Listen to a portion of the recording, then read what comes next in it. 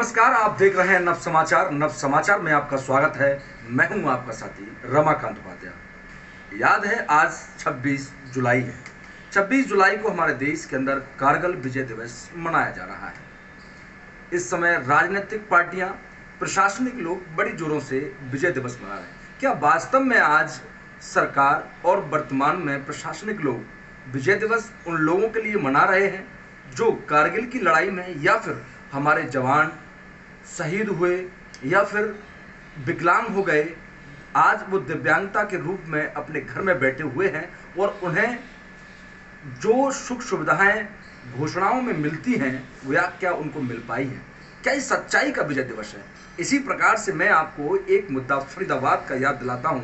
फरीदाबाद में विजेंद्र अत्री नाम का व्यक्ति 19 साल का जवान शहीद हुआ। आज उसका परिवार एक 200 गज प्लॉट के लिए सरकार से कई बार गुहार लगा चुका है, परंतु सरकार क्या पूरा कर पा रही है या फिर प्रशासनिक लोगों की कहां चूक हो रही है? क्या कोई प्रशासनिक लोग उस व्यक्ति का प्लॉट खा चुका है? ये बड़ी सोचने की बात है और कहीं ना कहीं प्रश्न उठता है। इसी प्रकार से आज मैं गुरुग्राम शहर में एक ऐसे ही व्यक्ति मनोज शर्मा के घर पहुंचा हूं।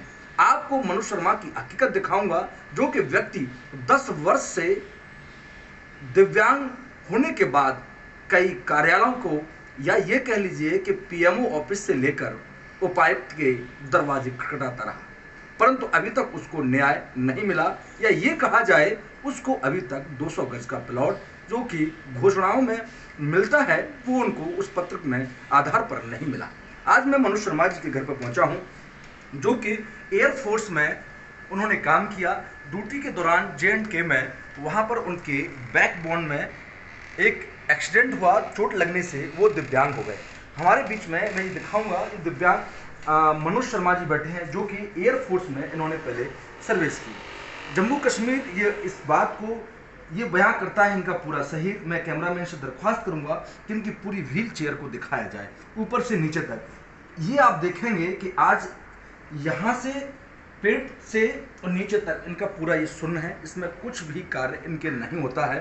इनकी एक और सबसे बड़ी समस्या कि इनके पिता हैं, जो कि वो भी हालांकि मैं गवर्नमेंट सर्वेंट थे, परंतु उसके बाद वो भी एक तरफा विकलांग हो गए। दूसरा, उनकी एक आंख जो है वो उसको ब्लैक फंगस के नाम की बीमारी, जो कि कोरोना महामारी के बाद आई, उसकी चपेट में आ गई। वो भी बहुत परेशान है। मैं आपको दिखाता हूँ, ये एक कमरा है, ये कमरा भी नहीं, एंट्री है।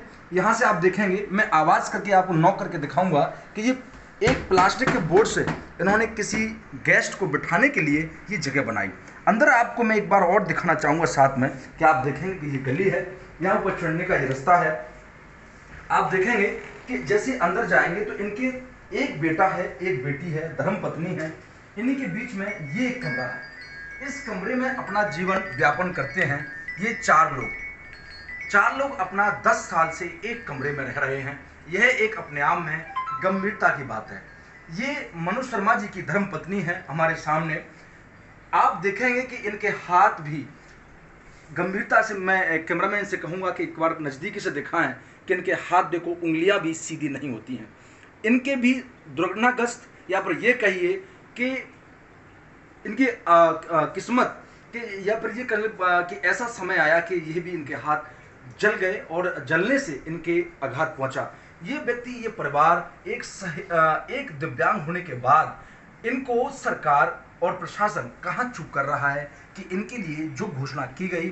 और खास बात मैं इसमें और दिखाऊंगा, मीडिया ने इसको पहले भी कई बार इसको मुद्दे को उठाया है और ये उपायुक्त के पास गए, वहां पर धरना दिया। ऋतुराज समाज सेवी इनके बीच में मौजूद थे, कुलभूषण भारद्वाज गुरुग्राम अधिवक्ता सीनियर वहां पे वो भी मौजूद थे। इन लोगों ने इस बंदे के लिए बहुत आवाज उठाई। कई मेडल हैं इसके पास में। मैं तो ये भी कहना चाहूंगा, क्या वास्तव में जो लोग आर्मी और सीआरपीएफ या जितने भी डिफेंस हैं या फिर एयरफोर्स की हो, नेवी की हो, वो लोग कहाँ सो रहे हैं? ऐसे लोगों के लिए क्या वो लोगों की आत्मा है आज बंद हो गई हैं? क्या राजनीति करने के लिए, टीवी पे आने के लिए वो लोग सिर्फ अपना चेहरा दिखाते हैं? ऐसे लोगों के लिए ये लोग आवाज क्यों नहीं उठाते, जो कि बड़े बड़े पोस्टों पर रहे? मैं इसी प्रकार से मनोज से हम रूबरू आपको करवाएंगे, मनोज की आत्मा क्या कहती है, मनोज आज कितना परेशान है।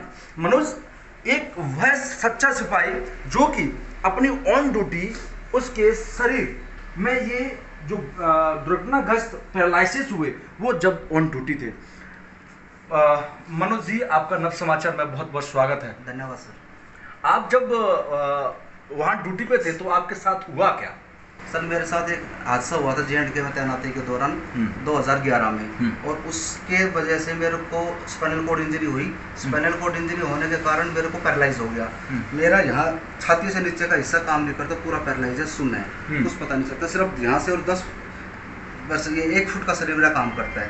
लगभग 75% मेरा शरीर काम नहीं करता है। मेरे को शौच और पेशाब का भी पता नहीं चलता है। तो मेरी इतनी बड़ी दुर्गति उस एक्सीडेंट से मेरी पूरी जिंदगी ही बदल गई। कौन सा गांव है आपका? मैं गांव कांकरोला गुरुग्राम का निवासी हूँ। तो आप सरकार से 10 साल से मांग कर रहे हैं, कई जगह आपने पत्राचार कर दिया, जैसे कि मैंने देखा टीवी पे या फिर मीडिया के माध्यम से आपसे भी जाना। तो अब क्या आगे प्लानिंग है और आप क्या चाहते हैं सरकार से? सर सरकार का एक नियम था कि Punjab village common land rule की धारा 13 सब पैरा 2 के तहत जो शहीद या दिव्यांग हो जाते हैं हमारे सैनिक, और जिनके पास उचित रिहायशी मकान नहीं है, तो उसमें 200 वर्ग गज देने का प्रावधान है। मैंने इसी के तहत 12 जून 2012 को अप्लाई किया था, लेकिन लगभग 10 वर्ष का समय बीत जाने के बाद भी मेरी कहीं सुनवाई नहीं हुई। प्रशासन ने और शासन ने they made me to run from pillar to post, उन्होंने मेरे को पिलर से पोस्ट तक दौड़ाया। मना कोई भी नहीं कर रहा, दे कोई भी नहीं रहा है। लास्ट में 1 अगस्त 2020 को BDO श्रीमान जगराम मान जी ने सचिव के साथ आके हमारे गांव में एक बार प्लॉट दिलवा दिया। मैंने उनसे कहा कि सर मेरी रजिस्ट्री करा दो। वहाँ पूरी पंचायत थी, पंचायत ने भी कहा और BDO साहब ने भी कहा कि आज 1 अगस्त है, अभी रजिस्ट्रियाँ बंद है, 15 अगस्त को आपकी रजिस्ट्री खुल जाएगी। मैं बैठा हूँ ना, मैंने बोल दिया आप अपना काम शुरू करो। तो उन्होंने मेरे को लिखित में कुछ नहीं दिया। अगले दिन मैंने वहाँ पे मजदूर लगा कर काम शुरू करवा दिया कि मेरा प्लॉट हो गया। पूरा दिन कोई नहीं आया। जब उसमें मैंने 8-10 हज़ार रुपये लगा के उसकी सफाई वगैरह करवा दी, तो शाम को एक गांव का एक बंदा आया पुलिस लेकर, और पुलिस ने आके मेरा काम रुकवा दिया। अब इसमें ये मेरे को बू आ रही है कि प्रशासन ने मिलके या पुलिस ने मिलके मेरा प्लॉट किसी और को दे दिया, या मेरे नाम पे कोई और उस प्लॉट में रह रहा है, ये इस्तेमाल कर रहा है, कोई और इस्तेमाल कर रहा है। क्योंकि हो सकता है मिली भगत हो प्रशासन की, क्योंकि प्रशासन को पता है कि ये 100% दिव्यांग है और ये चक्कर नहीं काट सकता। 1 चक्कर लगाएगा, 2 चक्कर लगाएगा, 10 चक्कर लगाएगा। तो हो सकता है प्रशासन ने मेरी इस विकलांगता का मजबूरी में फायदा उठाया हो। तो अब आगे क्या आप चाहते हैं कि अब आगे की क्या कार्रवाई है? 10 साल से तो आप चक्कर लगा रहे हैं। नए DC साहब आए हैं गुड़गांव में, निशांत यादव नाम है उनका, आप उनसे मिले? नहीं, मैं बता रहा हूँ साहब, 2 सरकारें बदल गई 2012 से अब तक। 2 सरकारें बदल चुकी है, 8 DC बदल चुके हैं, जिनमें ये 8वें निशांत यादव जी हैं। इनसे मैं अभी तक नहीं मिला हूँ। 2 MLA को मैं अप्रोच कर चुका हूँ, माननीय राकेश दौलताबाद जी और नरवीर सिंह जी को भी, लेकिन सिवाय आश्वासन के मेरे को कुछ नहीं मिला है। तो अब क्या आगे की क्या कार्रवाई है, क्या सोच रखा है? अब मैं सरकार से और प्रशासन से यही गुहार लगाता हूँ कि एक तरफ तो हम कारगिल शहीदी विजय दिवस मना रहे हैं हम, और दूसरी तरफ एक सैनिक जो दर दर की ठोकरें खा रहे, व्हील चेयर पे होते हुए। 3 बार मैं लिफ्ट में फंस चुका हूँ। DC ऑफिस ऊपर 1st फ्लोर पे है, मैं लिफ्ट में जाता हूँ तो लिफ्ट में 3 बार मैं फंस चुका हूँ। इसी से ही अंदाज़ा लगता है कि शासन और प्रशासन सैनिकों के लिए बड़े बड़े ढकोसले करती है, लेकिन ग्राउंड स्तर पर, ज़मीनी स्तर पर कुछ नहीं काम कर रही है। एक तरफ हम मना रहे हैं कि हर घर तिरंगा, अरे घर नहीं है, पहले घर तो दे दो। घर होगा तभी तो मैं तिरंगा फैलाऊंगा, तभी तो मेरे बच्चे, अभी मैं बता रहा हूँ आपको कि मेरे बच्चे फौज में जाना नहीं चाहते। पापा हमने आपकी हालत देख ली कैसी है। और अब सरकार ने दूसरी स्कीम लागू कर दी है इसी वजह से कि किसी को कुछ देना ना पड़े, किसी से कुछ लेना ना पड़े। और मेरा सरकार से और प्रशासन से यही गुहार है कि एक मेरी अंतरात्मा की आवाज़ सुने। 20 साल देश की सेवा के लिए, एक कांटा चुभता है तो आह निकलती है, और मेरा तो पूरा शरीर अपाहिज है, ना पेशाब का पता है, ना सोच का पता चलता है कि कब। तो मैं अपने परिवार पे बोझ बना हुआ हूँ। आपने मेरा बाथरूम देखा, तो मैं एक घर देखा आपने, मैं एक व्हीलचेयर फ्रेंडली अपना मकान बनवाना चाहता हूँ सरकार से, और कुछ नहीं मांग रहा हूँ, सिर्फ मेरा हक है। अब हमारा गाँव नगर निगम में मानेसर में आ गया, पहले पंचायत राज था, अब नगर निगम मानेसर के बोलते हैं कि अब हमारे पास ऐसा कोई प्रावधान नहीं है। उन्होंने मेरी application director urban local body Panchkula को भेजी हुई है, 3 महीना हो गया, वहाँ से भी कोई रिप्लाई नहीं आया अभी तक। तो मैं अपने लिए तो लड़ाई लड़ ही रहा हूँ, मैं अपने और सैनिक भाइयों के लिए जिनका गांव नगर निगम के अधीन आता है, जिनका गांव पंचायत राज में नहीं है और नगर निगम में है, तो उनके लिए मेरी लड़ाई है कि जो 10 साल मैंने संघर्ष किया है जो एक व्हीलचेयर पे, और कोई शहीद या कोई दिव्यांग सैनिक को ये और भुगतना ना पड़े। और मैं आपके माध्यम से अपील करना चाहूँगा कि मेरी कहीं ना कहीं सुनवाई हो, ताकि कोई और दिव्यांग सैनिक या विकलांग उनके परिवार वाले इस मुसीबत में ना पड़े। दिव्यांग सैनिक मनोज शर्मा का जिस प्रकार से कहना है, वास्तव में यदि आप इनसे मिलेंगे तो आपकी भी रूह कांप जाएगी, आपकी आंखों में भी आंसू होंगे। मेरा भी वही हाल है। अभी मनोज शर्मा के आंसू निकले, क्योंकि दर्द वही जानता है जिस पर गुजरती है। इसीलिए मैं प्रशासनिक लोगों से कहता हूं, या फिर उनसे निवेदन अपने चैनल के माध्यम से करता हूं कि इस व्यक्ति की आवाज़ को बुलंद करें। और गुरुग्राम के हर राजनीतिक पार्टी से भी मैं कहूँगा, समाज सेवी लोगों से भी कहूँगा अपने चैनल माध्यम से, कि इस प्रकार से हमारे देश के सैनिकों के साथ में किसी के साथ में अहित ना हो। इसीलिए इस वीडियो को आप ज़्यादा से ज़्यादा लोगों में शेयर करें। अगर आप वास्तव में आज आप कारगिल विजय दिवस मना रहे हैं। रहा सवाल जिस प्रकार से मनोज ने कहा कि 10 साल से लगातार वो जगह जगह चक्कर लगा रहे हैं, परंतु आज दुर्भाग्य की बात है कि किसी ने भी इनका सहयोग नहीं किया। इन्होंने विधायकों की बात की, 8 डीसी बदल गए, परंतु सब लोग इनको आश्वासन देते रहे, उसका कोई भी अभी तक हल नहीं निकला। इनका यह भी कहना है कि इनका प्लॉट है, उसको क्या प्रशासनिक लोग इस्तेमाल कर रहे हैं। तो हो भी सकता है, क्योंकि आजकल गुरुग्राम में भ्रष्टाचार की बात होती है। अगर ना बात हो किसी भी मुद्दे पर, तो ये अपने आप में एक बेईमानी सी नज़र आती है। इसीलिए मैं भी अपने चैनल के माध्यम से, या फिर इस मनोज शर्मा के दर्द को समझकर, उनका साफ साफ कहना है कि मेरे बच्चे कहते हैं कि हम लोग आर्मी में, फोर्स में, डिफेंस में नहीं जाना चाहते। क्यों? क्योंकि उन्होंने अपने पिता के दर्द को देखा है। वास्तव में एक जब कांटा चुभता है तो मुंह से आह निकलती है या माँ की याद आती है। इस व्यक्ति का 100% शरीर दिव्यांग है, आज विकलांग है ये व्यक्ति, परंतु इसकी कोई आवाज़ सुनने वाला नहीं है। कहाँ सोए हुए हैं? क्या झूठे वादे करने वाले लोग जो कि सत्ता में आर्मी की बातों को लेकर या फिर डिफेंस की बातों को लेकर सामने आए, आज वो लोग पीछे हैं। दुर्भाग्यपूर्ण कि जिस प्रकार से हमारे देश के प्रधानमंत्री नरेंद्र मोदी जाकर दिवाली और होली डिफेंस में जाके उन लोगों के बीच में मनाते हैं, क्यों? क्या ये सच्चाई है? अगर सच्चाई है तो इस व्यक्ति की आप लोग भी मदद करिए।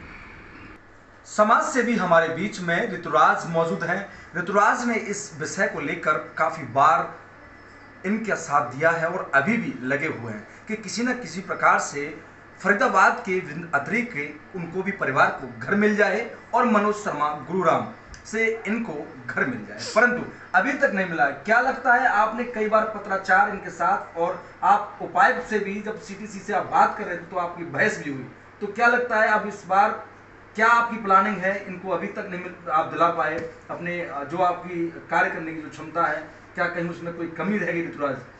देखिए, पिछले 1 साल से मैं इनके प्रोसेस में लगा हुआ हूँ। इनके साथ में काफ़ी टाइम से पूरी जो हमारी टीम है वो काम कर रही है। मैं आपको बताऊं कि ये एक इंटरेस्टिंग वो रहा कि इनकी जो जानकारी है वो मुझे मुख्यमंत्री के ट्विटर हैंडल से मिली, जब इन्होंने वो एक पेपर की कटिंग उन्होंने डाली कि इस तरीके से 8 साल से मैं अपने हक के लिए लड़ रहा हूँ। मैंने इनको ट्वीट किया और उसके थ्रू इनसे मेरा कंसर्न हुआ।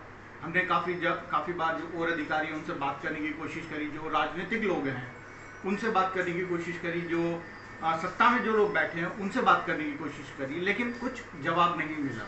थक हार करके फिर मनोज जी ने भी जो अपने जो सेना मेडल मिले हुए हैं इनको वो लेकर के कि ये जो अपने सेना मेडल है ये वापस करने के लिए डीसी ऑफिस हम गए थे। वहाँ पे डीसी साहब तो हमसे नहीं मिले, लेकिन जो सीटीएम है वो मिले हमारे से। उन्होंने आश्वासन दिया कि जी ऐसे ऐसे ये हमारे को प्रोसेस करना है, हम बात करेंगे और ये 100% हम करवाएंगे। उसके बाद में नगर निगम जो मुनीश शर्मा जी हैं वहाँ गए, उन्होंने जो पूरी फाइल है वो देखी, अधिकारियों से बात करी और उस फाइल को बना करके चंडीगढ़ भेज दिया। लेकिन जब से वो फाइल 3-4 महीने से चंडीगढ़ है। सीटीएम साहब का क्या आश्वासन था उस समय? सीटीएम साहब का ये था कि हम डीसी साहब से बात करेंगे और कोशिश करेंगे कि इनको इनका प्लॉट दिलवा दिया जाए। अब बात आती है कि वहाँ से जो नगर निगम बन गया, तो वो मुनीश जी जो वहाँ के कमिश्नर हैं, उनका कहना है कि ये जो राइट्स हैं अब हमारे पास में नहीं है, यानी कि जो कॉमन विलेज एक्ट है हरियाणा और पंजाब का, वो नगर निगम के अंदर लागू नहीं होता, तो हम ये नहीं दे सकते। इट मीन्स अगर नगर निगम के दायरे के अंदर कोई सैनिक रहता है और वो अगर सीमा पे शहीद हो जाता है या फिर वो दिव्यांग हो जाता है, तो यानी कि वो जो सरकारी बेनिफिट है वो जो उसे मिलना चाहिए, जो उसका अधिकार है, वो उसे नहीं मिलेगा। तो आज जब कारगिल विजय दिवस है और जहां हमारी जो आज सत्ता में जो पार्टी है वो हर घर तिरंगे की बात कर रही है, तो कहीं ना कहीं अब एक सैनिक को वो घर तो मिलना चाहिए जिसपे वो तिरंगा लगाए, जिस तिरंगे के लिए उस व्यक्ति ने अपनी पूरी जिंदगी दी, 20 साल नौकरी करी, और उस नौकरी के अंदर वो जम्मू कश्मीर पोस्टिंग में घायल हो जाता है और वहां पे से पूरे 11 साल वो आज व्हील चेयर पे है। उनके घर में आप खुद देख सकते हैं कि वो व्हील चेयर में अगर उन्हें घर से इधर उधर भी होना होता है तो वो 3 बार या 4 बार वो व्हील चेयर उन्हें एडजस्ट करनी पड़ती है, घुमानी पड़ती है। तो ये कहूंगा कि शर्म की बात है, डूब के मर जाना चाहिए सिर्फ सरकारों को और अधिकारियों को जो एक सैनिक के साथ में पिछले 11 साल से अत्याचार कर रहे हैं। मैं तो ये कहूंगा जो क्या प्लानिंग है आगे की ऋतुराज? प्लानिंग यही है कि बहुत हो चुका, और इस 15 अगस्त से पहले हम डीसी कार्यालय दोबारा जाएंगे, क्योंकि इनका भी, मनोज जी का भी कहना है कि जब मुझे मेरा अधिकार आज नहीं मिल रहा, जब सबसे ज्यादा जरूरत है, मेरे 2 बच्चे हैं, आप खुद सोचिए कि एक कमरे के मकान में जब उन्हें कपड़े बदलने होते हैं ना, बेटी और बेटे के सामने वो कैसे बदलेंगे? आप खुद सोचिए कि जब उनकी पत्नी को उनके कपड़े बदलने हैं वो क्या करेंगे, जब उन्हें। समझ सकता हूँ आपकी भावनाओं को, कोई बात तो बात वही है। तो क्या आप दल बल के साथ जाएंगे वहां? बिल्कुल, पूरे दल बल के साथ में 15 अगस्त से पहले, चाहे वो 11 हो, 12 हो, 13 हो, हम जाएंगे और ये अपने सेना मेडल इस बार 15 अगस्त के उपलक्ष्य में ये सेना मेडल जो है वो सरकार को वापस करेंगे। और जब तक नहीं उठेंगे, ये भी बता दूं मैं, जब तक नहीं उठेंगे हम, जब तक इनको इनका अधिकार नहीं मिलता, चाहे सरकार अब चाहे लाठियां भांजे, चाहे हमारे को जेल भेजे, वो अपनी तैयारी कर लें, हम अपनी तैयारी कर लें। ऋतुराज का साफ शब्दों में कहना है कि सरकार ने यदि इस बार 15 अगस्त से पहले अब इनकी जो घोषणा पत्र में इनको दिया गया था, जो कि सरकार के नियमों के अनुसार जो शहीदों को और विकलांग लोगों को दिया जाता है, जो नियम है, अगर नहीं मिला इनको प्लॉट, तो इस बार हम अपने दल बल के साथ उनके मेडल वापस करेंगे और धरना प्रदर्शन करेंगे सरकार और उपायुक्त कार्यालय के बाहर। ऐसा ऋतुराज का कहना है। और साथ में मनोज शर्मा ने इस बात ठान ली है कि जब तक वो वहां से खड़े नहीं होंगे, जब तक उनकी प्लॉट की घोषणा नहीं हो जाती। जब तक के लिए देखते रहें नव समाचार, विभाग खबर हर समय। धन्यवाद।